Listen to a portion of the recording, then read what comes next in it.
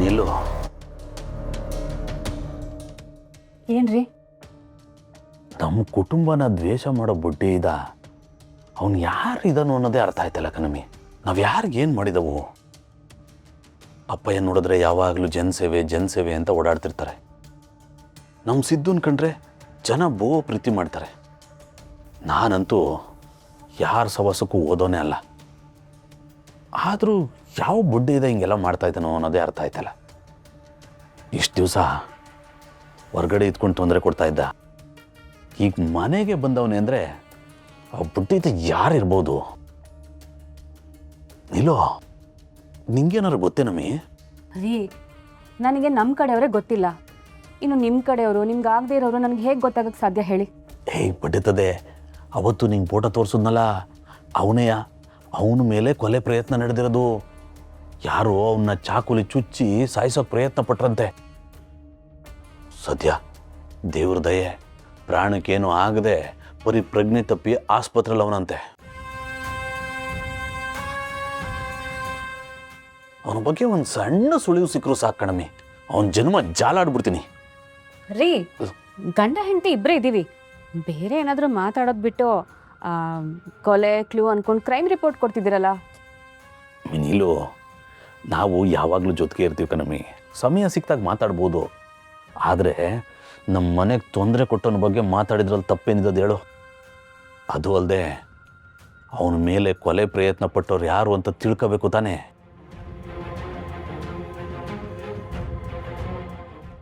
ನಮ್ಮ ಸಿದ್ದು ಭಾವನೆ ಇಷ್ಟೆಲ್ಲ ಹೋರಾಟ ಮಾಡ್ತಿರುವಾಗ ನಾನು ಸಪೋರ್ಟ್ ಮಾಡದೇ ಇದ್ರೆ ಹೆಂಗೆ ಹೇಳು? ರೀ, ನಿಮ್ಮಪ್ಪ ರಾಜಕೀಯದಲ್ಲಿ ದೊರೆ ಅನ್ಸ್ಕೊಂಡವ್ರು, ಅವ್ರ ಬುದ್ಧಿ ನಿಮಗೆ ಸ್ವಲ್ಪ ಕೂಡ ಬಂದಿಲ್ವಲ್ರಿ? ರಾಜಕೀಯದಲ್ಲಿ ಹೇಗೆ ಬೆಳಿಬೇಕು ಅಂತ ಯೋಚನೆ ಮಾಡೋದು ಬಿಟ್ಟು ಯಾರೋ ಏನೋ ಮಾಡಿದ್ರು ಅಂತ ಯೋಚನೆ ಮಾಡ್ತಿದ್ರಲ್ಲ. ಇವಾಗೇನು ಆ ಕೊಲೆ ಪ್ರಯತ್ನ ಮಾಡಿದವನ್ನ ನೀವು ಕಂಡು ಹಿಡಿದ್ಬಿಡ್ತೀರಾ? ಪೊಲೀಸವರಿಂದನೇ ಆಗಲಿಲ್ಲ, ಇನ್ನು ನಿಮ್ಮ ಕೈಲಿ ಕಂಡುಹಿಡಿಯೋಕೆ ಹೇಗೆ ಸಾಧ್ಯ? ನೋಡಮ್ಮಿ ನೀಲು, ಹಂಗೆ ಅನ್ಕಂಡು ಯಾವ್ದನ್ನೂ ಸುಮ್ಮನೆ ಬಿಡೋಕ್ಕಾಗೋದಿಲ್ಲ ಕಣಮ್ಮಿ. ಅವನೆಂಥ ದೊಡ್ಡ ಕೊಲೆಗಾರನೇ ಆಗಲಿ, ಒಂದು ಸಣ್ಣ ಸುಳಿವಾದರೂ ಬುಟ್ಟೆ ಹೋಗಿರ್ತಾನೆ. ಆ ಸುಳಿವೇನು ಅಂತ ಕಂಡಿಡಿದ್ರೆ ಆ ಬೊಡ್ಡಿದ ಸಿಕ್ಕಾಕೋತಾನೆ, ಹಿಡ್ದೇ ಹಿಡಿತೀನಿ. ತಡ ಆಯಿತು, ಮನಿಕೋ. ಸಿಗ್ತಾನೆ, ಎಲ್ಲೋದನು. ಸಿಕ್ಕಾಗ ಬೊಡ್ಡಿ ಇದನ್ನು ಬ್ಯಾನಿಸ್ಬಿಡ್ತೀನಿ. ಹುಡುಕಿ ನೀವೆಷ್ಟು ಹುಡುಕಿದ್ರೂ ನಾನು ಸಿಗೋದಿಲ್ಲ.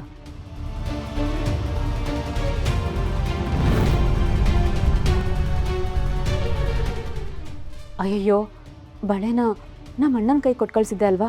ಆ ಬಳೆ ಬೇರೆ ಯಾರಾದರೂ ಕೈಗೆ ಸಿಗೋಕ್ಕೆ ಮುಂಚೆ ನಾನು ಹೋಗಿ ಅದನ್ನು ತಗೋಬೇಕು. ಛೇ, ಇವರಿನ್ನೂ ಈಗ ತಾನೇ ಮಲಗಿದ್ದಾರೆ. ಇವಾಗ ಎದ್ದು ಹೋದರೆ ಎಲ್ಲಿಗೆ ಅಂತ ತಡಿತಾರೆ. ಇವರು ಪೂರ್ತಿ ಮಲ್ಕೊಳ್ಳಿ, ಆಮೇಲೆ ಹೋಗಿ ತಂದರೆ ಆಯಿತು. ಓ, ಜೊತೆಗೆ ಆ ಚಾಕುನು ಹುಡುಕಿ ತರಬೇಕು.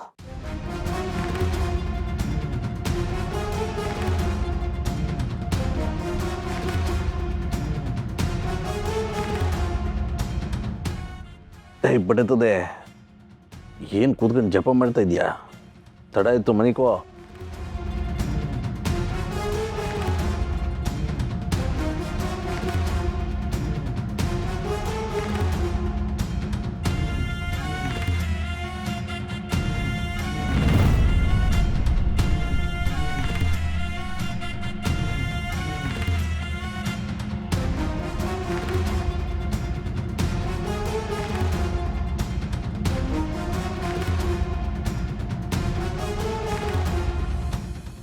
ಹಬ್ಬ, ಇವ್ರೀಗ ಮಲ್ಕೊಂಡ್ರು.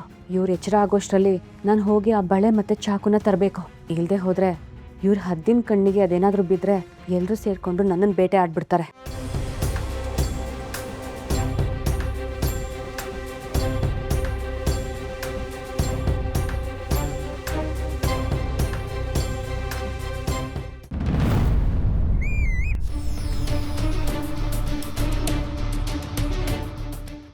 ನಾವು ಅದಕ್ಕೆ ಬಾರಿಸ್ರು ಅವನಿಗೆ.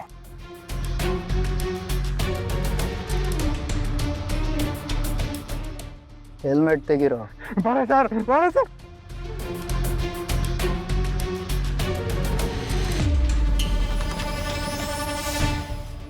ಆದರೆ ಈಗ ನಾನು ನಿನ್ನ ಕಥೆನ ಮುಗಿಸ್ಬಿಟ್ರೆ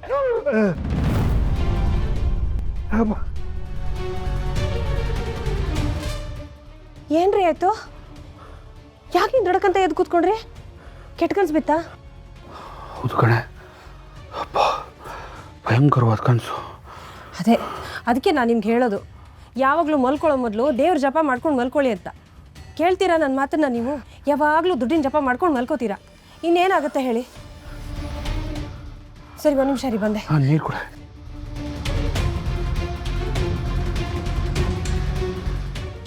ಈ ಜಯಂತ್ನ ನೆನೆಸ್ಕೊಂಡ್ರೆ ಕನಸಲ್ಲೂ ಭಯ ಆಗುತ್ತೆ.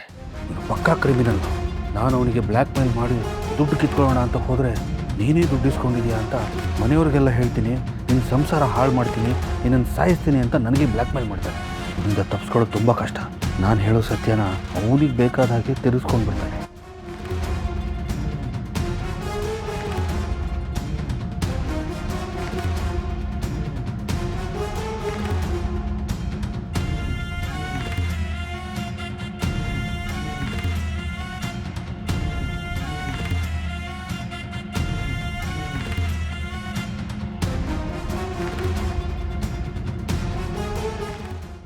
ಈಗ ಮಲ್ಕೊಳ್ಳಿ. ಈಗ ಯಾವ ಕೆಟ್ಟ ಕನಸು ಬೀಳಲ್ಲ. ಒಂದು ಕೆಲಸ ಮಾಡ, ನೀನು ಮಲ್ಕೋ, ನಾನು ಟೆರೆಸ್ಗೆ ಹೋಗಿ ವಾಕ್ ಮಾಡ್ಕೊಂಬರ್ತೀನಿ. ಏನ್ರಿ ನೀವು? ಈಗ ತಾನೇ ಕೆಟ್ಟ ಕನಸು ಬಿತ್ತು ಅಂತ ಹೇಳಿದ್ರಿ, ಮತ್ತೆ ಈ ಅರ್ಧ ರಾತ್ರಿ ಗಾಳಿನಲ್ಲಿ ಯಾರಾದರೂ ಹೊರಗಡೆ ಓಡಾಡ್ತಾರಾ? ಬೇರೆ ಏನಾದರೂ ಮೆಟ್ಕೊಂಡ್ರೆ ಕಷ್ಟ, ಸುಮ್ಮನೆ ಮಲ್ಕೊಳ್ಳಿ. ನೀನು ಜೊತೆ ಇರ್ಬೇಕಾದ್ರೆ ಯಾವ್ದು ಮೆಟ್ಕೊಳತ್ತೆ? ಹಾಂ, ನಿನ್ನಂಥ ದೇವಲಕ್ಷ್ಮಿ ಇರ್ಬೇಕಾದ್ರೆ ಯಾರೇನು ಮಾಡೋಕ್ಕೆ ಸಾಧ್ಯ ಅಂದೆ. ಹಂಗೆ ಹೇಳಿ ಮತ್ತೆ. ಆದರೂ ರೀ, ನೀವು ಅವತ್ತು ಆಕ್ಸಿಡೆಂಟ್ ಆಯಿತು ಅಂತ ಹೇಳಿದಾಗಿಂದ ನಾನು ನೋಡ್ತಾನೇ ಇದ್ದೀನಿ. ಏನೋ ಬೇರೆ ಥರನೇ ಆಗ್ಬಿಟ್ಟಿದ್ದೀರಾ ನೀವು. ಯಾವಾಗಲೂ ಯೋಚನೆ ಮಾಡ್ಕೊಂಡಿರ್ತೀರಾ, ನಿಮ್ಮದೇ ಆದ ಪ್ರಪಂಚದಲ್ಲಿ ಇರ್ತೀರಾ. ಯಾವುದಕ್ಕೋ ನಾವು ನಾಳೆ ಬೆಳಿಗ್ಗೆ ಎದ್ದು ಒಂದು ದೇವಸ್ಥಾನಕ್ಕೆ ಹೋಗಿ ತಾಯ್ತ ಕಟ್ಟಿಸ್ಕೊಂಡು ಬರೋಣ. ಏನಾದರೂ ಮೆಟ್ಕೊಂಡಿದ್ರು ಬಿಟ್ಟು ಹೋಗ್ಬಿಡುತ್ತೆ. ಸುಮ್ಮನೆ ಸಾಕು, ದೇವನೂ ಇಲ್ಲ ಎಂಥದ್ದು ಇಲ್ಲ. ನೋಡೆ, ಈಗ ದೆವ್ವದ ಸಿನಿಮಾ ಮಾಡೋದಕ್ಕೆ ಕತೆಗಳಿಲ್ಲ, ಅಂಥದ್ರಲ್ಲಿ ನೀನು ನನಗೆ ಕತೆ ಹೇಳ್ಬೇಡ. ಹೋಗಿ ಮಲ್ಕೋ. ಆಯ್ತಾಯ್ತು ಬಿಡಿ ರೀ. ಹಾಂ, ಇವತ್ತು ಬೆಳಿಗ್ಗೆ ಗ್ಯಾರೇಜ್ ಓಪನಿಂಗ್ ಟೈಮಲ್ಲಿ ಜಯಂತ್ ಅವರು ನಿಮ್ಮ ಜೊತೆ ತುಂಬ ಕ್ಲೋಸಾಗಿ ನಡ್ಕೋತಾ ಇದ್ರು. ಯಾಕೋ ನಿಮ್ಮನ್ನು ತುಂಬ ಹಚ್ಕೊಂಡ್ಬಿಟ್ಟಿದ್ದಾರೆ ಅನ್ಸುತ್ತೆ ಅಲ್ಲ? ಹೌದು ಕಣೆ, ಭಾವ ಭಾಮ ಈಗ ಸ್ವಲ್ಪ ಪ್ರೀತಿ ಜಾಸ್ತಿ. ಹಾಂ, ಈಗ ನೀನು ಹೋಗಿ ಮಲ್ಕ. ಹಿಂಗೆ ನಿಂತ್ಕೊಂಡಿದ್ರೆ ನಿನಗೆ ಏನಾದರೂ ಮೆಟ್ಕೊಳ್ಳುತ್ತೆ. ನಿಮ್ಮ ಜೊತೆ ಮಲ್ಕೊಂಡ್ರೆ ಅದೊಂದು ಭಯ ಇದೆ ನನಗೆ. ಕೈಗೇನೋ ದುಡ್ಡು ಬಂದಾಯಿತು, ಇದನ್ನು ಕೊಡೋರಿಗೆ ಕೊಟ್ಟುಬಿಟ್ರೆ ನನ್ನ ಸಮಸ್ಯೆ ಪರಿಹಾರ ಆಗುತ್ತೆ. ಆದರೆ ಅವನು ಈ ದುಡ್ಡು ಕೊಟ್ಟು ಇನ್ಮೇಲೆ ನಾನು ಹೇಳ್ದಾಗ ಕೇಳಬೇಕು ಅಂತ ಹೇಳಿದ್ದಾನೆ. ನನ್ನಿಂದ ಅದು ಏನು ಮಾಡಿಸ್ತಾನೋ ಗೊತ್ತಿಲ್ಲ. ಮಾವಿನ ಆಸೆಗೆ ಬಿದ್ದು ಹಾವಿನ ಕೈಯಲ್ಲಿ ಕಚ್ಕೊಂಡಾಗಿದೆ ನನ್ನ ಪರಿಸ್ಥಿತಿ.